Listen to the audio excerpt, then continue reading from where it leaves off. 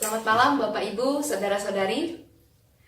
Di dalam ibadah di gereja, kita sering mendengar lagu-lagu himne. Salah satu lagu himne seperti yang dinyanyikan tadi. Judulnya adalah Datanglah Ya Sumber Rahmat di dalam Kidung Jemaat 240. Bapak Ibu, Saudara-saudari, judul asli dari lagu ini adalah Come Thou Fount of Every Blessing. Lagu ini diciptakan oleh seorang yang berkebangsaan Inggris, Robert Robinson. Ada kisah yang menarik di balik diciptakannya lagu ini oleh Robert Robinson. Robert Robinson kehilangan ayahnya pada saat usianya 8 tahun. Ia belum dapat menerima kehilangan yang besar ini. Sehingga Robert Robinson bertumbuh menjadi seorang anak yang memberontak. Ia sangat sulit diatur, ia sulit untuk dididik oleh ibunya. Pada usia 14 tahun, ibunya mengirim Robert Robinson ke sekolah pemuritan dan juga ke sekolah praktik, di mana Robert Robinson bisa magang dan produktif, sehingga ia dapat mengatasi kehilangannya yang besar dan juga rasa pemberontakannya itu supaya bisa berubah menjadi sesuatu yang produktif. Pada usia 17 tahun, Robert Robinson dan teman-temannya ingin menghadiri sebuah kebaktian kesegaran rohani di Inggris. KKR yang dihadiri ini bukan dengan motivasi yang baik, tetapi Robert dan teman-temannya ingin mencemooh apa saja yang mereka alami di dalam KKR tersebut. Pada waktu itu, pendeta George Whitefield, seorang pendeta Metodis, berkhotbah di sana. Tetapi apa yang terjadi dalam KKR tadi, Robert tidak jadi untuk mencemooh KKR tadi. Robert malah diubahkan oleh Tuhan.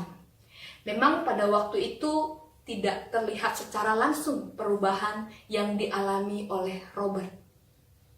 Tetapi 3 tahun kemudian, Robert Robinson memutuskan untuk menjadi seorang hamba Tuhan. Dia menjadi seorang pendeta. Nah, dalam satu khotbah besarnya di gereja, salah satu gereja di Inggris, dia mengutip isi khotbahnya dan kemudian dijadikan teks lagu Come Thou Fount of Every Blessing pada tahun 1757. Dan pada tahun 1813 Asahel Nettleton memberikan musik pada syair lagu yang diciptakan oleh Robert Robinson ini. Bapak Ibu, saudara-saudari yang dikasihi Tuhan, sekilas kita melihat bahwa Allah bekerja mengubahkan hati seorang Robert Robinson, seorang yang pada awalnya memberontak dan jauh dari Allah, kemudian menjadi hamba yang dekat dengan Allahnya. Lebih jelas lagi, kesaksian hidup Robert Robinson ini tertuang pada bait kedua dalam Kidung Jemaat yang berbunyi demikian. Hingga kini ku selamat dengan kuat yang kau beri. Kuharapkan akan dapat sampai ke negeri seri. Yesus cari akan daku domba binal yang sesat. Untuk membela diriku dipikulnya salib berat. Dari teks ini kita dapat melihat bahwa Robert Robinson menganggap dirinya seperti seorang yang hilang dan dicari oleh Tuhan. Kita membuka Matius 18 ayat 12 sampai 14. Bagaimana pendapatmu jika seorang mempunyai 100 ekor domba dan seekor diantaranya sesat?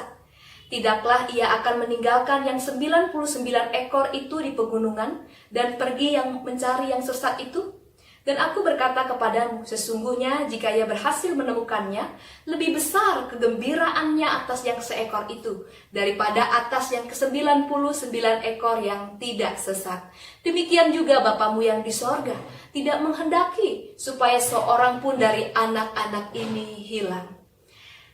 Allah Bapa kita di dalam Yesus Kristus rindu untuk menyelamatkan semua manusia tidak terkecuali. Dia adalah gembala yang baik, yang tidak akan membiarkan satu dombanya pun terhilang.